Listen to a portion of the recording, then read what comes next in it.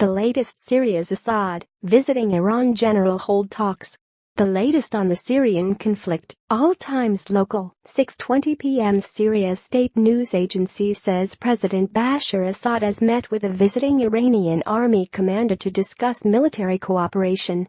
The Iranian general also conveyed a message from Iran's supreme leader, Ayatollah Ali Khamenei. Sana says Assad's meeting with Major Gen. Mohammad Bagheri on Thursday focused on bilateral relations in all fields, mainly military cooperation, which has witnessed a qualitative development during the war that Syria and its allies, mainly Iran, are waging against terrorism in Syria. Iran has been one of Assad's strongest supporters since the country's crisis began more than 6 years ago and has sent thousands of Iranian-backed militiamen to boost his troops against opponents.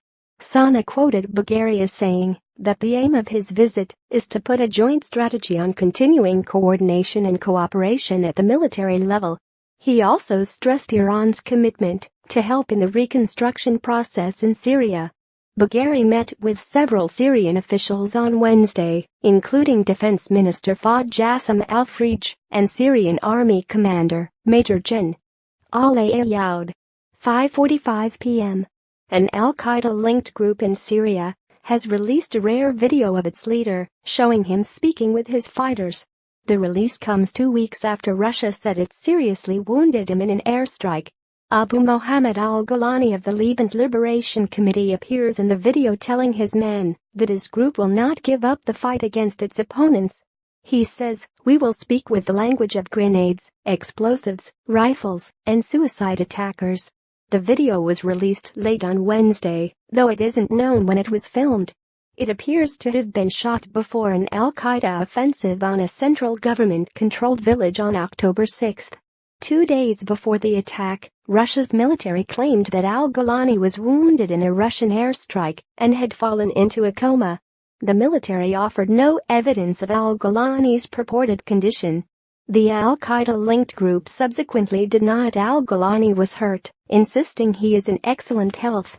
The group's fighters have been gaining more influence in the northwestern province of Idlib and northern parts of Hama, where they have launched attacks on rival militants, as well as areas controlled by the government. 3 p.m. A state-linked Saudi news site says a high-level Saudi official is in the Syrian city of Raqqa, which was recently retaken from the Islamic State group, to discuss his country's role in reconstruction efforts. Okas quoted unnamed Saudi sources on Thursday as saying that Thamer al-Sabhin is in Raqqa to meet with members of the city's civil council to discuss Saudi Arabia's prominent role in reconstruction. Okas says the United Arab Emirates will also play a role in rebuilding. The report included an image of al-Sabhin apparently in Raqqa with Brett McGurk, the top U.S. envoy for the coalition battling the IS group, of which the kingdom is a member. Al-Sabhin is Minister of State for Arab Affairs. He was previously the ambassador to Iraq, but left amid threats from Iranian-backed militias. 1 p.m. A Kurdish female militia that took part in freeing the northern Syrian city of Raqqa from the Islamic State group says it will continue the fight to liberate women living under the extremist group's brutal rule. Nisreen Abdullah of the Women's Protection Units, or YPJ, read a statement Thursday in Raqqa's Paradise Square, where his fighters once carried out their public killings. She says the all-women force lost 30 members in the 4-month battle.